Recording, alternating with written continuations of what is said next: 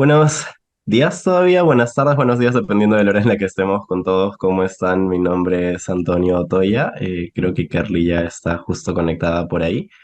En un momento les voy a compartir una presentación súper rapidita que les queríamos mostrar para poder iniciar el conversatorio, pero nada, ahorita solamente saludarlos, darles la bienvenida a este espacio y agradecerles por haberse tomado el tiempo de poder estar acá el día de hoy. Como Fiorella ya mencionó, soy rotaractiano de Líderes en Acción, sin embargo desempeño en mi distrito un puesto a nivel de gobernación, que es el de la Presidencia de Imagen Pública, y como capacitador de diversidad, equidad e inclusión, tanto para Rotary como para Rotaract. Y nada, es un placer poder estar con ustedes el día de hoy y compartiendo el espacio contigo, Carly. Así que les voy mostrando la presentación para ir basando o cerrando unos conceptos clave que creo que es importante que podamos tener dentro de este espacio. Como saben, lo que nos toca a nosotros el día de hoy facilitarles y presentarles es un poco lo que viene a ser la salud mental como herramienta para la inclusión en sí, que son ambos, son compromisos que tenemos desde Rotary a nivel internacional desde hace ya unos cuantos años, siendo la salud mental el que se ha reforzado más recientemente, ¿no? Ahí no sé si Carly ya logró encender su audio o todavía no. No. Ya. Entonces, nada, Fiorella, me comenta si es que Carly logra conectarse para poder brindarle el espacio. Yo te voy a avisar. Sí, Ya, sí, gracias. Entonces, continuamos. Les comento un poco. ¿Qué es lo que dice actualmente Rotary sobre la diversidad, la equidad y la inclusión? Y esto es bien importante que lo tomemos en cuenta porque es uno de los compromisos que la organización ha comprado y empieza a promocionar desde el 2019. Les cuento un poco la historia. En 2019, nosotros lanzamos a nivel internacional por primera vez una encuesta que es llenada por más de 35.000 rotarios y rotaractianos sobre la situación de la DEI a nivel global para Rotary International. Esta encuesta es respondida por la cantidad mencionada de personas y en base al pool de respuestas que sacamos nos damos cuenta que verdaderamente nuestra situación a nivel de diversidad e inclusión era, por decirlo así, precaria en la gran mayoría de naciones donde este tema no era promovido a nivel gubernamental. Entonces, se decide lanzar a nivel de RI un comunicado que luego es llamado como documento oficial nuestro compromiso con la diversidad, la equidad y la inclusión. sí, ¿Qué es lo que esto dice, básicamente? Que como una red global que se esfuerza por construir un mundo donde las personas se unen y actúen para crear un cambio duradero, Rotary valora la diversidad y celebra las contribuciones de personas de todos los orígenes, independientemente de su edad, etnia, raza, color, habilidades, religión, estatus socioeconómico, cultura, sexo, orientación sexual e identidad de género. Y este compromiso es cerrado con una frase bien importante que Rotary se fundó en amistad y en diversidad, y que la diversidad de pensamiento, que es lo que busca RI tratar de que nosotros promovamos, es lo que nos va a ayudar a la larga a poder enfocar la ayuda comunitaria y el servicio que nosotros damos dentro de la amistad con una visión más holística e integral de los problemas que aquejan a nuestras distintas comunidades en los distritos, ciudades y países de los cuales cada uno de nosotros son. Ahora, el tema es, si bien nuestro de compromiso con la DEI tiene que ver con una diversidad de pensamiento, una diversidad de características personales, una diversidad de visión sobre los problemas que tiene nuestra comunidad y en sí todo se engloba dentro del concepto de apoyo comunitario, lo que venimos a conversar el día de hoy acá es por qué la salud mental es importante para esto.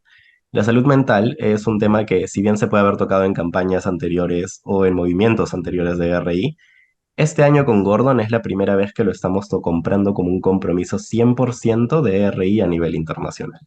Y es bien importante que analicemos cómo es que podemos unir los dos compromisos que tiene la organización dentro de los demás que también tenemos, para poder verdaderamente hacer más integral el trabajo que buscamos realizar tanto a la interna con nuestros clubes como en el servicio que brindamos hacia nuestras comunidades.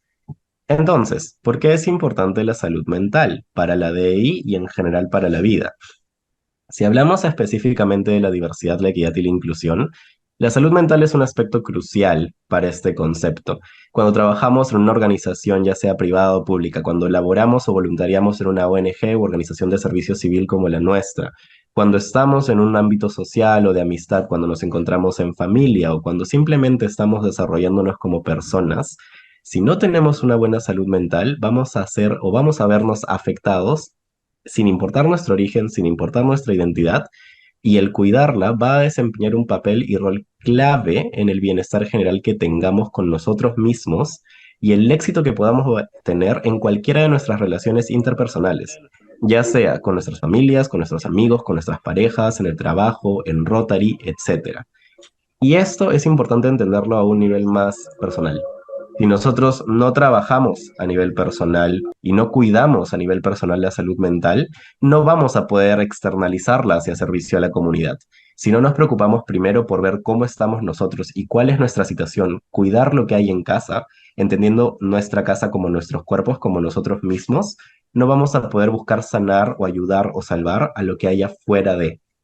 Y para eso les quería dejar una de tres frasecitas que les queríamos compartir el día de hoy, que es una que cuando estaba todavía haciendo mi bachillerato, mi directora de carrera en Perú, bachillerato es carrera universitaria, siempre nos repetía y creo que es bien importante que todos nos tomemos en cuenta, que es ser, hacer, decir.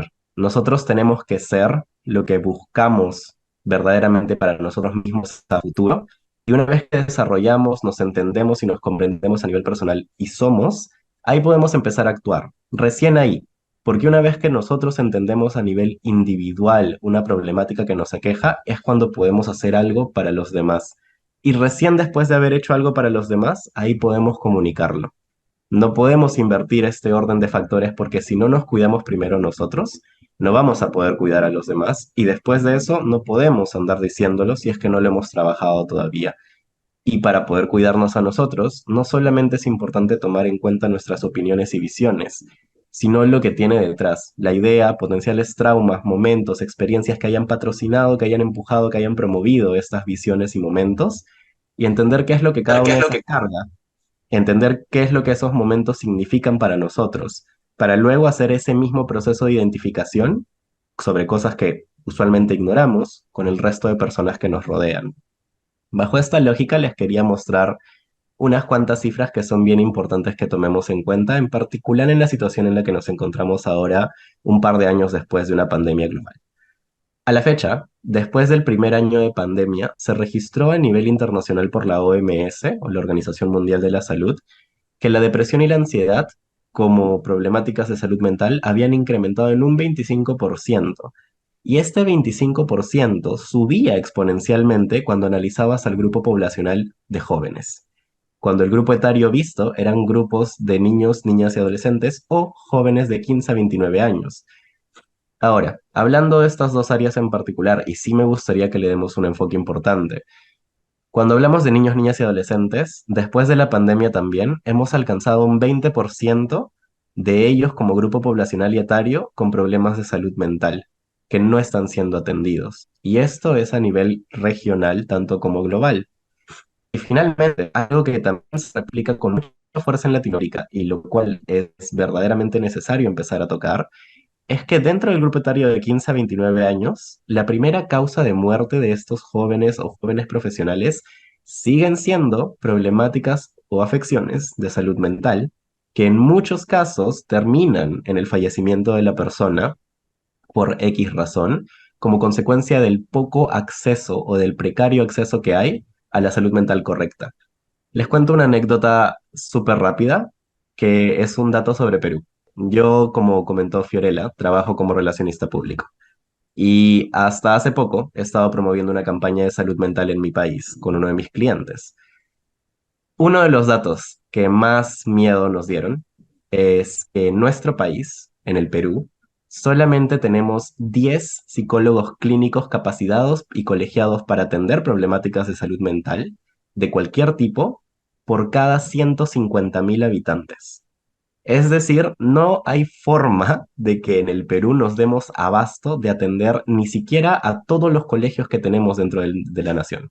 No se podría, mucho menos a gente fuera de instituciones educativas, mucho menos a todas las empresas, mucho menos a todas las organizaciones. Replicada mucho a lo largo de América Latina y a lo largo del mundo en general. Y al no poder atender estas necesidades, al no poder atender a la población a nivel de salud mental, no podemos prestar atención a sus particularidades. No podemos prestar atención a las problemáticas fuera de la salud mental que los aquejan a cada uno de ellos. Ergo, la diversidad, la equidad y la inclusión no se puede cumplir. Entonces, ¿por qué es importante la salud mental?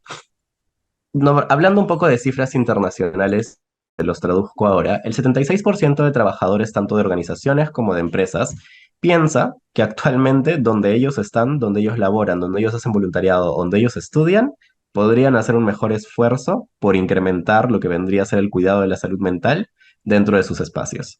78% piensa que la pandemia los ha afectado negativamente y 85% ha manifestado ya en sus espacios de trabajo, en sus espacios familiares, en amicales o en sus espacios de desarrollo en general, que están teniendo problemas como depravación del sueño, insomnio, problemas físicos, contracturas, no poder relacionarse bien, tener ansiedad, sentirse tristes, depresión espontánea.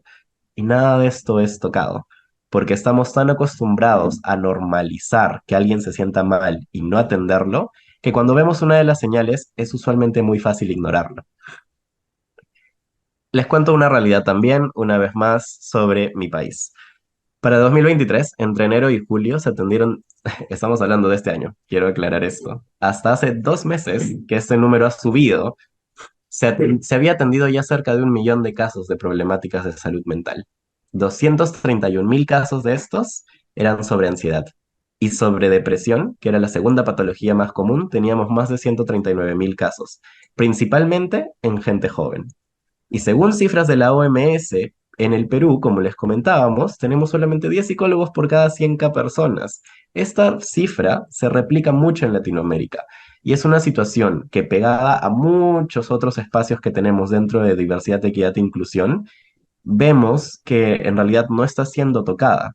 ¿Qué podemos hacer desde Rotary? Empezar a analizar dónde estamos teniendo estos vacíos. Empezar a analizar si es que esto no se está cumpliendo a nivel país, a nivel gubernamental, cómo nosotros podemos dar un puente para verdaderamente lograr que esta atención psicológica, este apoyo a la diversidad y a la inclusión, llegue a las comunidades a las que no está llegando, analizándolo desde un punto de vista que en muchos casos para nosotros es privilegiado. Así que les cuento un poquito de un choque de realidad que tenemos a nivel regional. Aproximadamente el 5 al 10% de la población general en América Latina se identifica como parte de la comunidad LGBTI. Sin embargo, es esta comunidad la que usualmente en nuestra región suele a mayor ponderancia formar parte de sistemas delincuenciales juveniles y también es uno de los tres principales grupos afectados por suicidio o que pueden ser, perdón, propensos al suicidio por causas de poca atención a la salud mental.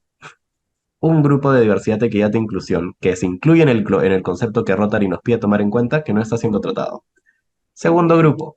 Actualmente tenemos el potencial de incrementar entre 3 a 7% de nuestro PBI como región, como Latinoamérica, si es que tan solo decidimos dar más accesibilidad de nuestras empresas, calles, espacios públicos a personas con discapacidad física.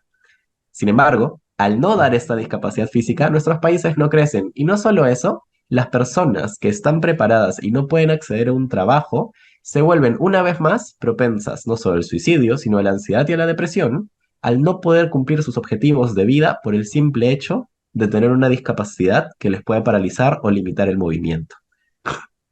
Tercer grupo que tenemos dentro del concepto de DI, migrantes. Por capacidad o por temas de origen o de espacio, natal, nacionalidad. Actualmente varios de nuestros países, viendo situaciones en las que nos encontramos en la región, aceptan migrantes en formato de refugiados. Sin embargo, son esos los mismos países que dificultan la posibilidad de que ellos puedan trabajar o tener un desarrollo integral como vida, que les permita ayudar a su familia.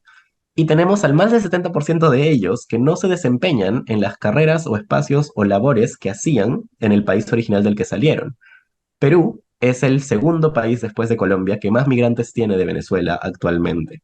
Y también somos uno de los países que más restringe en muchos casos la forma en la que ellos se pueden desarrollar como individuos. Yo no les miento cuando les digo que puedo salir a la esquina de mi casa, ir al supermercado y encontrarme a un señor que desde hace 3 años vende empanadas ahí.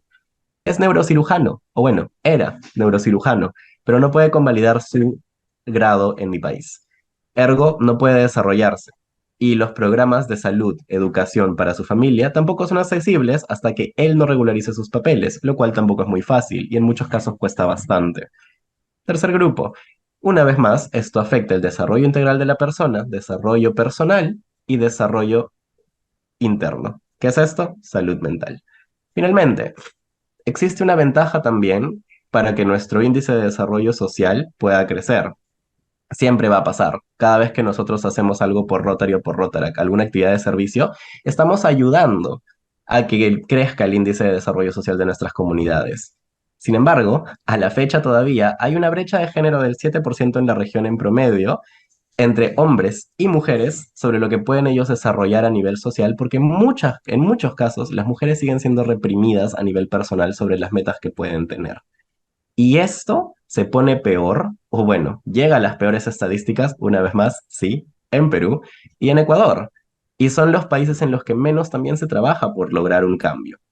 Y esto se ve reflejado en una última cifra que podrían pensar que no tiene mucho que ver con la salud mental, pero en realidad sí, porque es un tema bien ligado a otro compromiso de Rotary, el empoderamiento femenino de niñas, mujeres y adolescentes, donde vivimos en una región en la que para el 2021 registramos 4.000 casos de feminicidio.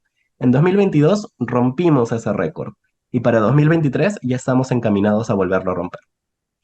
Todas estas cifras nos muestran 5 grupos distintos que deberían de ser beneficiados por un cuidado integral de la inclusión a través de la salud mental y el correcto empoderamiento, pero que no estamos logrando. Y que si nosotros nos ponemos la meta para entender esta diversidad de visiones, para dar el apoyo emocional, armar la red de seguridad que necesitamos y crear espacios seguros, verdaderamente desde Rotary podríamos lograr un cambio inmenso, porque el trabajo social con un grupo de pensamiento diverso, con un grupo de personas diversas, nos ayuda a enfocar el servicio a la comunidad de una manera diversa, de una manera que quizás uno solo de nosotros no entendería. Entonces, ¿cuál es la ruta para ir cerrando?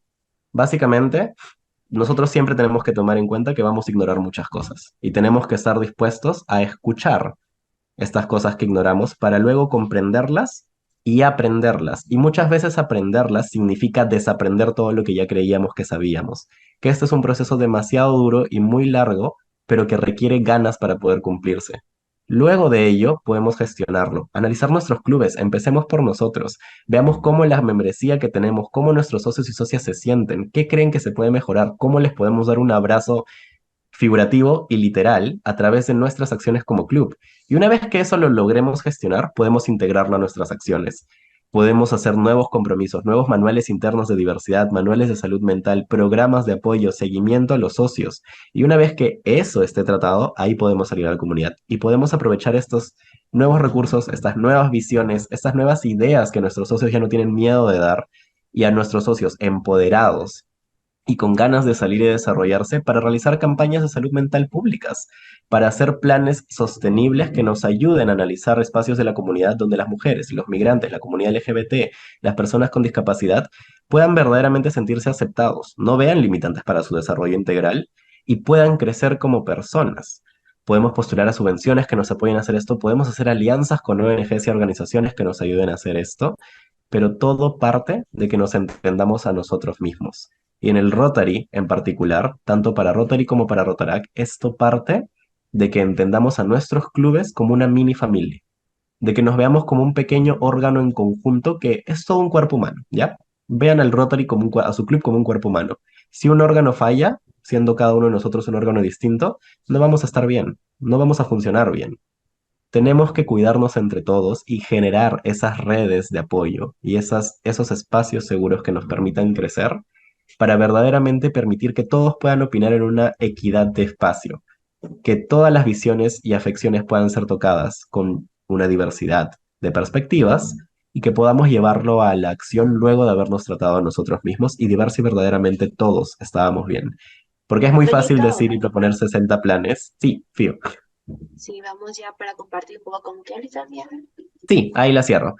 Y es muy fácil, como les decía, decir que tenemos algo que queremos hacer, pero verdaderamente, y hacer algo por los demás en realidad, pero es mucho más difícil decir que queremos hacer algo por nosotros mismos. Brindar el espacio para poder trabajarlo y brindar el espacio para decirle a alguien te puedo ayudar es lo que es clave para esto. Y bueno, creo que Kerry ya está un toque más disponible, así que le doy el pase en ello y los invito a ustedes, honestamente, a solamente aceptar que ignoramos mucho, estar dispuestos a desaprender y sin importar qué edad tengamos, estar siempre dispuestos a aprender, porque la salud mental no es un deber, es un derecho, y es un derecho humano. Así que eso, Carly, te doy el pase, no sé si estás por ahí. Bueno, mi nombre es Kerly González, ya me presentaron un poquito antes con Antonio. Yo trabajo en una universidad pública de acá del Ecuador, me especializo en hacer proyectos sobre hablar un poquito del tema de inclusión y discapacidad. Aquí hay unos datos de la ONU realmente, y es que el 15% de la población mundial, es decir, 1.000 millones de personas viven con alguna discapacidad. Encendieron las alarmas y luego cuando leí el siguiente, que es el 8% de las personas viven en países en desarrollo, aún más, pero con mucho sentido, porque no sé si en su comunidad pase, pero acá en Ecuador tenemos este tipo de inconvenientes con el tema de que hay muchas personas que viven esta vulnerabilidad al tipo de discapacidad y que lamentablemente no se logra llegar a toda esta población. Pero ¿cuáles son las barreras principales que enfrentan estas personas? Usualmente suelen ser muy excluidas en temas de educación, en servicios de salud, en empleo y en participación de acciones políticas. Es decir, usualmente estas personas no se toman en cuenta en el tema de que a nivel de educación, si no estoy equivocada, solo el 10% de estudiantes en universidades públicas tienen un tipo de discapacidad, por ejemplo. En servicios de salud tengo entendido de que existen también varias barreras para acceder a este tipo de servicios. En temas de estigmas y salud mental, les puedo comentar que lo que ocurre con estas personas es que se sienten aisladas, hay un aislamiento social, y esto también puede causar una baja autoestima. Estas personas suelen considerar que no son lo suficiente o que quizás no merecen ser tratados como tal, como una persona. El acceso limitado a servicios de salud mental también, y sobre todo estrés y ansiedad. Son temas que están muy ligados al estigma que existe con personas con discapacidad. Sobre todo porque cuando alguien ve una persona con algún tipo de discapacidad física o mental, suele decir como que, sabes que quizás no sea más apto para este puesto, o quizás no va a ser un estudiante al que le tengo que dedicar un esfuerzo adicional, porque quizás no va a llegar a tanto. Eh, Algo que quiero compartir es la estrategia de las Naciones Unidas para la Inclusión en la Discapacidad. Ellos manejan 4 ejes principales en cuanto a la discapacidad. Habla de liderazgo, la planificación, estrategia y gestión. Es decir, se busca que desde los altos mandos se generen estrategias y planes que ayuden a cumplir o a eliminar un poco esta brecha. También está la parte de la inclusividad, que se refiere a consultar a los grupos, es decir, vas y hablas con las personas, porque a veces se crean proyectos, pero no sabemos cuál es la necesidad real. Y aquí tengo un ejemplo de algo que realmente me pasó a mí en un proyecto. Yo estaba haciendo un proyecto justamente con personas con discapacidad, y bueno, como es a nivel universitario, nosotros pensábamos quizás el mayor apoyo que necesitan sea justamente en sus clases. Luego hicimos algunos focus groups, hablamos con ellos y claro, había estudiantes que decían si necesito ayuda para mis clases, pero también había estudiantes que, y en la mayoría decía, realmente yo lo que quiero es saber qué voy a hacer cuando salga de la universidad, porque conseguir un trabajo es difícil en la situación en la que nos encontramos y aún más si tienes algún tipo de discapacidad. Entonces pudimos comenzar a direccionar los esfuerzos justamente a crear espacios, a crear eventos donde estos chicos pudieran comenzar a desarrollar estas habilidades para el mundo profesional, desde cómo hacer un currículum hasta entrevistas simuladas, por ejemplo. También habla de programas y proyectos, en este caso de evaluación, iniciativas conjuntas. Nosotros tenemos una iniciativa también en la universidad, donde trabajamos con otras instituciones públicas y privadas en el tema de salud mental a través de la psicoeducación, porque considero que es un eje principal también para llegar a las diferentes comunidades. A nivel cultura, se busca mejorar el acceso al empleo, también la forma en la que las personas se comunican, porque también tenemos que tomar en cuenta que hay veces en las que nuestro propio lenguaje o la forma en la que nos comunicamos puede ser excluyente para estas personas. Aquí hay un pequeño dato sobre el informe del 2021 que hizo las Naciones Unidas sobre estos temas. Aquí podemos ver cómo América Latina y el Caribe, que justamente es en que me centré, no cumple en un 34%, se acerca a cumplir en un 40%, no cumple en un 23% y supera solamente en un 4%. Es decir, estamos iniciando nuestro proceso para acercarnos a cumplir este tipo de objetivos en temas de discapacidad. Entonces, yo quería cerrar con esta pregunta de qué podemos hacer como rotarios y rotaractianos, pero creo que esto ya se ha respondido con los diferentes proyectos que los chicos han mencionado hace poco. Es un llamado a justamente replicar esta conversación, estos proyectos en otras partes. Yo vi algunos que me llamaron mucho la atención y de seguro voy a contactarme con estas personas, pero la idea es que lo hagamos en conjunto, porque las iniciativas aisladas suelen ser buenas, pero realmente lo que causa un impacto a largo plazo y un alcance real son las que se hacen en conjunto. Y por eso, pues, ser parte de Rotaract o Rotarios puede ser nuestra mejor forma de ayudar y complementar este tipo de iniciativas. Muchas gracias.